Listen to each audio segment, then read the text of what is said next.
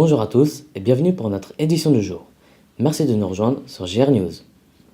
Les reporters du projet Jean Renoir Russie ont été invités à couvrir l'événement organisé au Stade de France par l'association Premier de Cordée.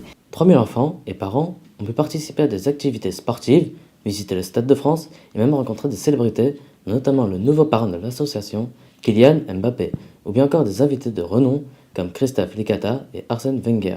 Une belle journée placée sous le signe du partage.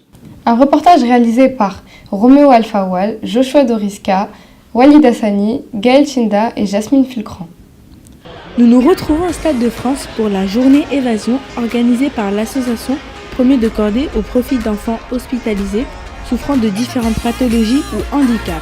Qu'attendez-vous de cette journée? On attend de faire des matchs, de voir des footballeurs, d'en profiter de cette belle journée. De s'amuser aussi. Ils ont pu visiter les locaux du Stade de France, notamment les vestiaires, où ils ont pu admirer les maillots des légendes du foot français. Est-ce que vous êtes heureux de voir Kylian Mbappé? Content. Oui.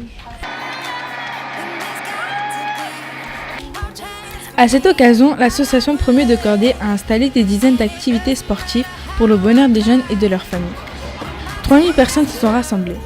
Des moments de partage appréciés par chacun au contact de personnalités comme Kylian Mbappé, Arsène Wenger ou bien encore Christophe Licata. En tant que marraine, quelle est l'importance d'être ici aujourd'hui? Alors, je suis marraine de l'association Premier de Cordée depuis 4 ou 5 ans et je viens tous les ans. Je n'ai pas eu l'occasion en venant à cette journée évasion. C'est un truc un peu à part. Vous avez vu, il y a une vingtaine d'activités sportives, 3000 enfants. Donc c'est une grosse organisation. Ils peuvent aussi visiter le stade et c'est un moyen de partager avec eux sur des valeurs sportives. Les jeunes se croisent autour du sport pour partager des moments conviviaux et festifs. Seul reste le plaisir et les sourires, le tout encadré par de jeunes bénévoles soucieux de transmettre leur passion. Depuis quand vous êtes avec cette association? Depuis quelques années, parce que je les ai découverts au Stade de France. Je me suis dit que c'était une toute petite association, mais qu'elle méritait de grandir, et j'essaye de la faire grandir. Aujourd'hui, Premier de Cordée, c'est 100 initiations sportives par an, 18 500 enfants hospitalisés initiés au sport et 150 éducateurs sportifs et bénévoles mobilisés. Pour moi, le sport, c'est fantastique pour aider les jeunes.